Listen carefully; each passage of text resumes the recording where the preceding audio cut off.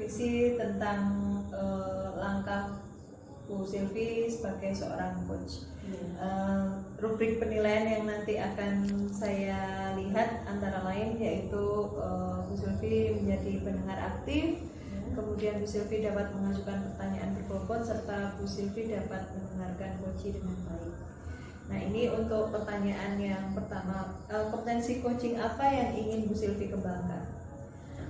Kompetensi yang ingin saya kembangkan yaitu yang pertama pasti jadi pendengar aktif ya Bu. Jadi harus mendengarkan dengan seksama setiap yang dibicarakan oleh coach. Kemudian yang kedua adalah kehadiran penuh. Di sini artinya saya benar-benar fokus kepada coach. Kemudian yang terakhir yaitu mengajukan pertanyaan berbobot. Jadi nanti pertanyaan yang saya ajukan itu bersifat terbuka, tidak memberikan solusi atas permasalahan coach itu sendiri. Ya. Dari bagian kompetensi mana yang secara spesifik yang ingin Bu Silvi observasi kepada coach? Yang spesifik itu saya lebih ke pengajuan pertanyaan yang berbobot itu sangat menantang bagi saya. Gitu ya. Iya. Indikator ketercapaian dari tujuan pengembangan yang ingin diinginkan untuk Bu Silvi sebagai seorang coach apa? Indikatornya nanti coach itu bisa memiliki ide sendiri, menemukan solusi sendiri atas permasalahan yang sedang dihadapi. Itu Bu indikator. Terima kasih Bu Silvi, semoga nanti pelaksanaan coachnya bisa berjalan dengan lancar. Terima kasih. Sama-sama. Assalamualaikum Bu Silvi. Waalaikumsalam. Apa kabar? Alhamdulillah sehat. Bagaimana dengan Bu Yayu? Alhamdulillah sehat juga hari ini Bu Silvi. Mau mengganggu waktu nih? Ya, Boleh nggak? boleh dengan senang hati. Bercanda ini ya. Ya. Kilo mau curhat saya. Ya, ada apa? Mungkin saya bisa membantu. Ini Bu Silvi. Saya itu kan ngajar bahasa Inggris ya. Ya. Nah, bahasa Inggris itu saya sekarang ngajar di kelas 7 Bu. Dan anak-anak ini kan karena pandemi mungkin 2 tahun nggak sekolah gitu ya di SD-nya itu, akhirnya di kelas 7 saya merasa anak-anak ini kesulitan mengikuti pembelajaran bahasa Inggris Bu Silvi. Gitu. Oke, jadi Bu Yayu merasa karena ada pandemi selama 2 tahun ya kurang lebih, anak-anak jadi tidak bersemangat untuk mengikuti pelajaran gitu ya Bu ya. Jadi kesulitan ya. Kesulitan mengikuti pelajaran bahasa Inggris. Kemudian Ya ini oke Bu Yayu, sebelum kita lanjut lebih jauh. Nah, ini nih bagaimana apa tujuan perbincangan kita hari ini? Tujuan perbincangan kita hari ini, saya itu ingin anak-anak saya itu ya bisa mengikuti pembelajaran bahasa Inggris dengan baik, kemudian bisa memahami materi pembelajaran bahasa Inggris Bu. Baik. Nah,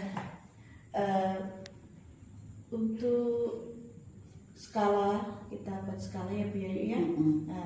Dengan posisi Bu Yayu saat ini, kira-kira dari rentang 1 sampai dengan 10, posisi Bu Yayu ini di angka berapa nih? Sekarang kayaknya masih 50-60 Bu Nani. Kenapa? Baik Bu Yayu, dari anak-anak yang tidak bisa mengikuti pembelajaran bahasa Inggris dengan baik, nah kira-kira ukuran keberhasilan pembicaraan kita nanti apa Bu? Ukuran keberhasilannya berarti nanti anak-anak itu paham Bu, Paham ya? dengan pembelajaran bahasa Inggris, kemudian mereka senang dengan pembelajaran bahasa Inggris gitu. Baik. Itu Anak-anak paham dan juga senang, itu ukuran keberhasilannya nanti ya. Iya. Baik. Nah, ini Bu Yayu, jika kita buat rentang skala nih, dari 1 sampai 10, posisi Bu Yayu ada di mana? Ya, antara sekitar 5-6 Bu, karena saya merasa anak-anak itu kok belum paham gitu. Saya sampai mestinya itu target saya 4 jam pelajaran gitu ya untuk mencapai materi ini. Ternyata itu bisa sampai lebih dari itu Bu, bahkan sampai 8 pertemuan berikutnya itu Masih belum kayaknya gitu loh, anak-anak kayak belum paham gitu. Baik, nah jadi kondisi saat ini masih sekitar 60 ya Bu Yayu ya. Nah kira-kira nih nanti mau ditingkatkan jadi berapa nih angkanya? Ya 90 dong Ya. sampai 100. Oke, 90 sampai 100 ya Bu. Nah kira-kira dari Bu Yayu sendiri apa kekuatan yang sudah Bu Yayu miliki untuk mencapai tujuan tadi? Kekuatan saya mungkin pengalaman mengajar saya yang sudah lama ya Bu Sylvia. Ya. Itu jadi nanti kemudian saya juga punya beberapa strategi pembelajaran untuk agar anak-anak itu senang, Senang ya. kemudian agar mereka juga nanti punya trik-trik penguasaan kosakata Trik penguasaan. yang Baik. vocabulary ya. Oke. Jadi ini ada 3 yang Bu Yayu paparkan tadi ya untuk kekuatan, yaitu pengalaman mengajar Bu Yayu yang sudah terhitung lama seperti itu ya. Kemudian Bu Yayu juga sudah memiliki strategi atau cara mengajar yang menyenangkan untuk anak-anak seperti itu, dan kemudian trik-trik untuk menguasai vocabulary itu ya Bu ya. Oke. Nah dari kekuatan tadi ketika Bu Yayu menghadapi di kelas, apakah juga menemui hambatan-hambatan mungkin atau kendala seperti itu? Kira-kira hambatan yang akan saya temui nanti ketika anak-anak nanti tidak mengikuti strategi yang saya terapkan. Misalnya nanti saya games gitu, ternyata anak-anak kurang mengikuti gamesnya, atau kemudian ketika saya suruh mereka menghafal kosakata ternyata anak-anak tidak mengikuti itu. Mungkin hambatannya, mungkin juga waktu, karena waktunya juga terbatas ya kita ibu. Iya. Jadi ada beberapa hambatan ya dalam melaksanakan ini ya Bu Yayu ya. Anak-anak yang tidak bisa mengikuti dengan baik ya, meskipun tadi Bu Yayu menerapkan strategi, tapi anak-anak tidak mengikuti dengan baik. Kemudian ketika disuruh untuk menghafal vocabulary ya, kosakata dalam bahasa Inggris, anak-anak juga tidak bisa mengikuti dengan baik juga. Itu ya kendalanya. Kemudian waktu ya, waktu yang terbatas seperti itu. Iya. Nah, dari kesulitan dan hambatan Bu Yayu tadi itu, kira-kira apa nih solusi yang bisa Ibu lakukan? Solusinya mungkin saya nanti ketika di pembelajaran membuat kesepakatan kelas dengan anak beserta konsekuensinya. Mungkin itu bisa efektif ya Bu, supaya anak-anak bisa mengikuti dengan baik. Kemudian lebih membuat games yang lebih menyenangkan. Saya diskusikan dulu dengan anak-anaknya, bagaimana kira-kira kamu kalau game ini senang tidak itu. Itu ya. Ada Bisa lagi sesuaikan dengan keinginannya anak-anak. Mungkin ada lagi solusinya? Mungkin itu aja. Ya, jadi solusi yang pertama membuat kesepakatan dan juga konsekuensi dengan anak-anak, dan juga merencanakan membuat games yang lebih menarik bagi anak-anak seperti itu ya. Ya, kira-kira apa itu Bu? Games yang menyenangkan itu seperti apa? Games yang menyenangkan, saya ada game online Bu Nani. Jadi game online itu dari anak-anak kan sekarang itu ya memakai gadget, mereka suka memakai game online. Jadi biar game online yang mereka lakukan ini bermanfaat, yaitu ada namanya Scrabble word seperti ini Bu Nani. Oh, jadi ini untuk vocab ya Bu ya. Untuk vocab ini seperti ini benar nih. Lah ini ya. Menyenangkan juga. Nah, jadi anak-anak nanti mengumpulkan di sini, tadi di sini nanti mengumpulkan poin terbanyak, jadi anak-anak berlomba gitu. Jadi ada kompetensinya di situ ya. Jadi ini sesuai dengan filosofi KHD mungkin sekarang pembelajaran disesuaikan dengan kodrat zamannya ya kan, sekarang zamannya online nih, saya pakai online deh gitu. Ya. Oke, luar biasa sekali ya ini solusi biaya yang untuk membuat anak-anak lebih tertarik khususnya menghafal vocab ya Bu. Iya. Memang agak sulit ya kalau vocab itu harus memorinya itu ya Bu ya. Kemudian ini Bu Ayu tadi sudah kita identifikasi ya kekuatan dari Bu Ayu, kemudian hambatan-hambatan atau kendala yang dihadapi selama ini, dan solusi juga sudah kita identifikasi tadi. Nah sekarang kita masuk ke rencana aksi Bu. Siap. Ya, nah kira-kira ini Bu, apa yang rencana apa yang ingin Ibu lakukan ke depannya untuk mencapai tujuan tadi? Saya akan menerapkan pembelajaran bahasa Inggris yang menyenangkan dengan menggunakan games online untuk penguasaan kosakata. Nah, saya harapkan dengan menguasai kosakata yang banyak, anak-anak ini nantinya bisa memahami pembelajaran bahasa Inggris. Kan mereka itu ini Bu, keluhannya nggak tahu artinya Bu gitu. Jadi supaya artinya itu saya bilang dari penguasaan kosakata. Jadi memang dasarnya itu harus vocab ya. Iya, gitu. Menerapkan pembelajaran ya Bu ya. Nah, kira-kira seperti apa penerapan pembelajarannya nanti?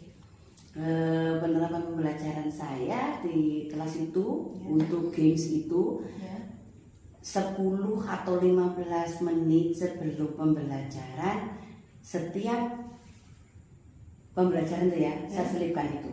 Jadi anak pertama main game itu untuk menambah kosakata. Tapi tidak hanya berhenti di game itu saja Bu, mungkin karena anak-anak hanya pencet-pencet gitu. Setelah itu nanti juga saya secara berkala mengadakan vocabulary test. Jadi penguasaan kosakata supaya kosakatanya anak-anak nambah. Setiap pertemuan itu Bu ya. Oke. Ya. Ada lagi Bu rencana yang akan dilakukan?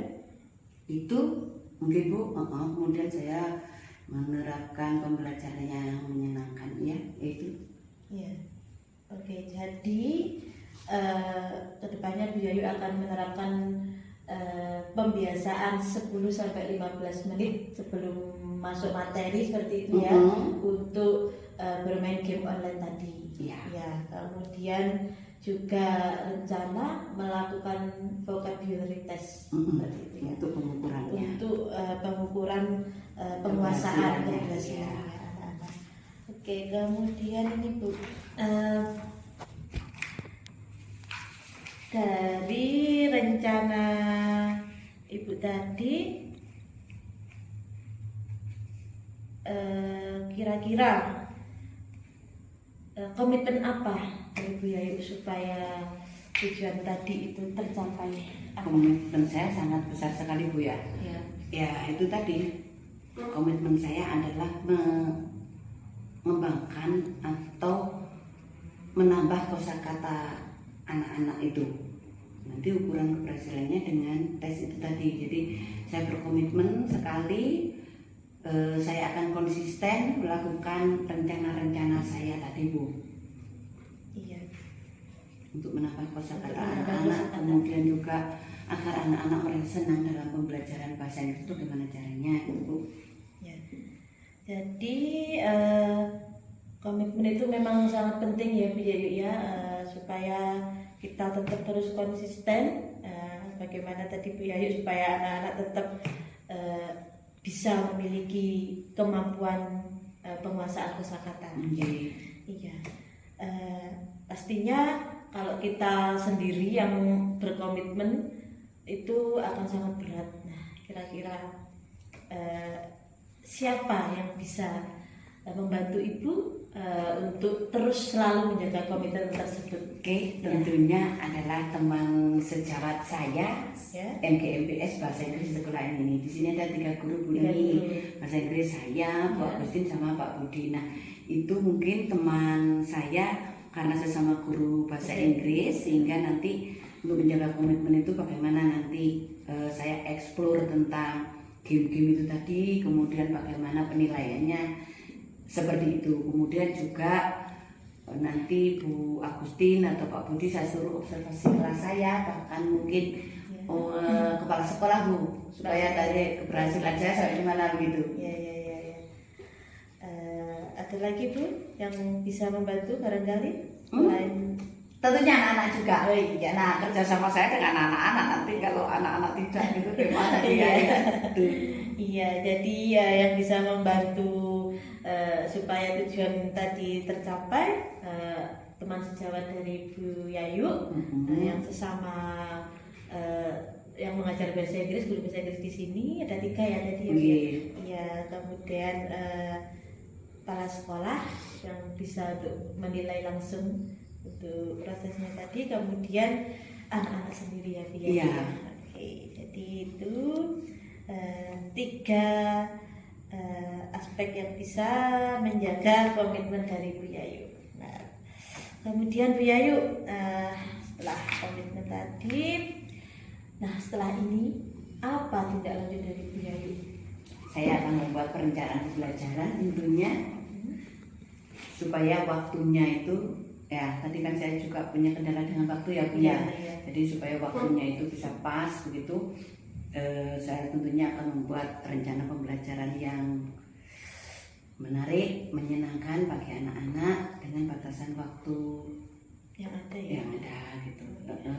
Kemudian saya explore lagi game-game vocabulary Ekspor game. supaya anak-anak juga nggak bosan. Misalnya hari ini Scrabble word, mungkin minggu depan saya puzzle begitu Bu, puzzle bahasa Inggris, jadi macam-macam. Kemudian dengan tesnya juga nanti saya bikin bermacam-macam Bu. Mungkin saya dengan tes quizzes gitu yang cepat, kalau nggak cepet-cepetan begitu. Kemudian saya ada Mentimeter juga, jadi anak-anak nanti seperti kejar-kejaran begitu untuk penilaiannya itu. Baik. Itu juga seperti game juga, jadi anak-anak tetap ya. menangkan gitu. Itu ya yang Mentimeter tadi ya. Jadi ada 3 nih rencana tindak lanjut dari Bu Yayu tadi. Yang pertama pembuatan rencana pembelajaran. Ya. Oke, 4 Ada lagi Bu. penilaiannya. Iya. Belum.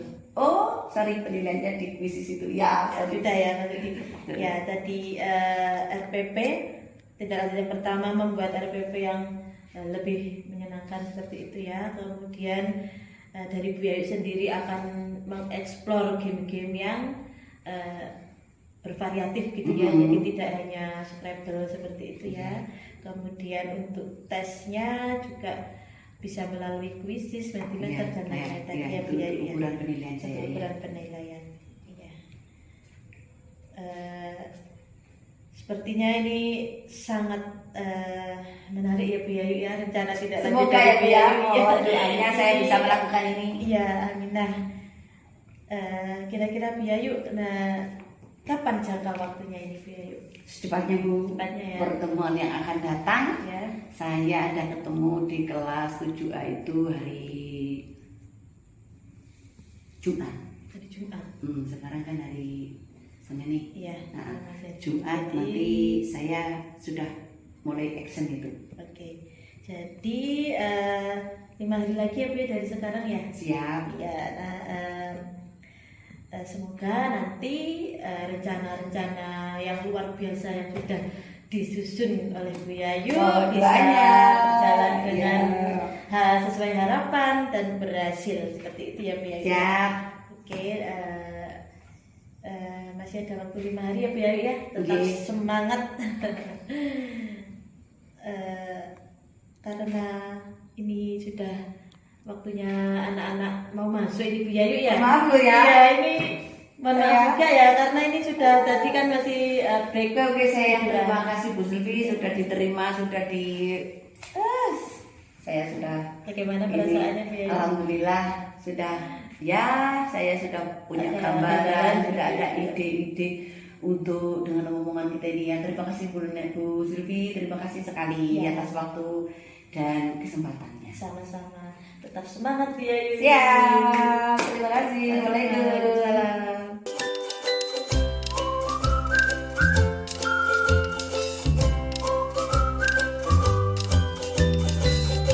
Ya, lega sekali Bu rasanya. Iya, lega.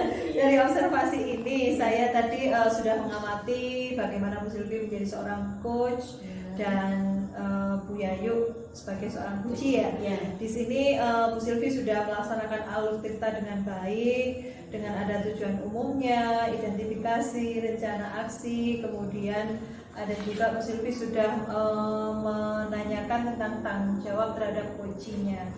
Selain itu, Bu Sylvie juga menanyakan pertanyaan-pertanyaan yang berbobot serta Bu Sylvie tidak ngejudge tentang coachingnya seperti apa. Bu Sylvie juga tidak memberikan solusi atas permasalahan yang sudah diceritakan oleh coachingnya. Selamat Bu Sylvie. Terima kasih Bu.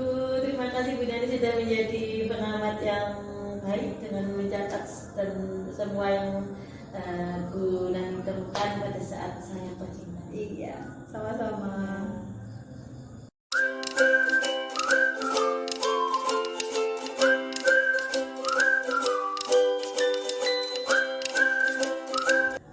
Dari sini Ya. apa yang sudah Bu Sylvie lakukan yang menjadi indikator ketercapaian pengembangan tentang coaching? Yang sudah saya lakukan tadi, pengajuan pertanyaan berbobot Bu, dan juga pertanyaan yang bersifat terbuka, jadi coach bisa menemukan sendiri solusi, ide-ide baru, kemudian dia bisa berpikir ke depan tentang tindak lanjut atau rencana yang ingin dilakukan. Lalu kompetensi apa yang ingin Bu Sylvie kembangkan berdasarkan hasil melakukan coaching yang barusan Bu Sylvie lakukan? Iya, dari pengalaman tadi ya Bu ya, bagi saya kompetensi yang harus terus selalu dikembangkan dan diasah itu kemampuan untuk mengajukan pertanyaan yang berbobot. Itu benar-benar membutuhkan kemampuan kita mengolah kata sehingga kita tidak memberikan ide, memang benar-benar mulai dari diri sendiri. Oke, terima kasih Bu Sylvie